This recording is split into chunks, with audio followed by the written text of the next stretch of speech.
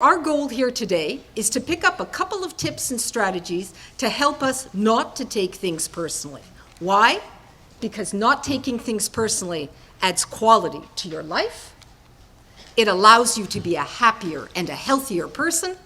It gives you more energy, and it upgrades your communication, and it improves all of your relationships. To keep emotionally fit, and this is what I call not when you don't take things personally, you are emotionally fit. One key strategy is to keep the picture big and communicate the big picture.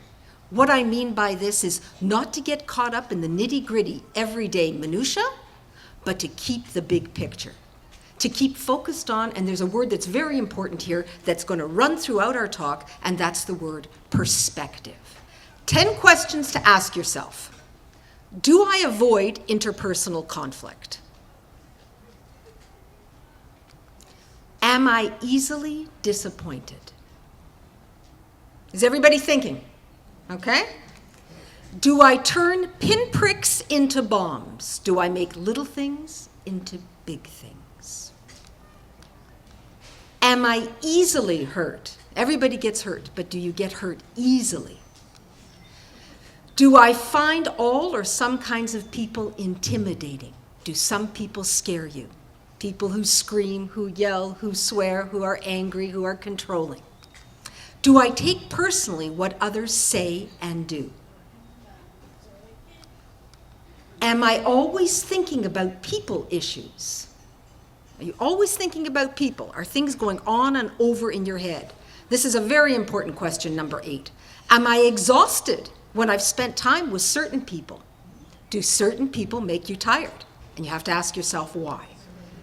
And then, once they're gone, do I still think about them?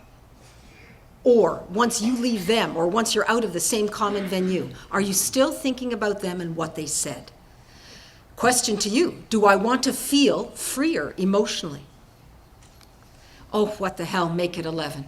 Do I want to have more energy? Everybody, do you want to have more energy? Well, then this presentation is for you.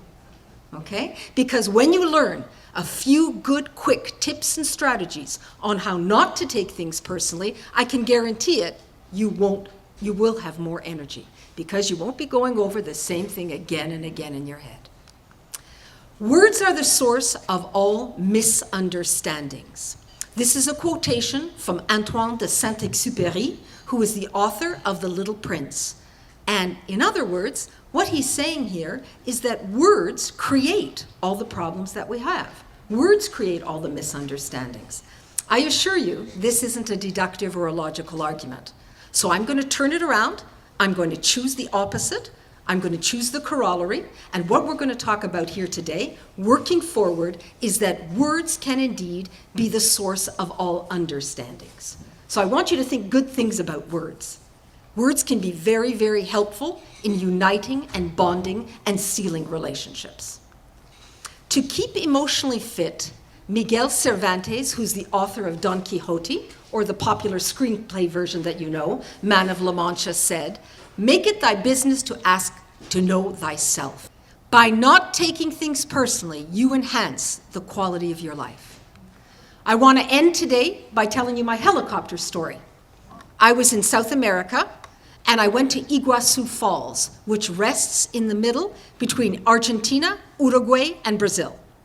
On the Brazilian side, I went right up to the falls. And I was right there in the moment, and it was semi-tropical, and I was in Argentina. There were snakes everywhere. It was really hot.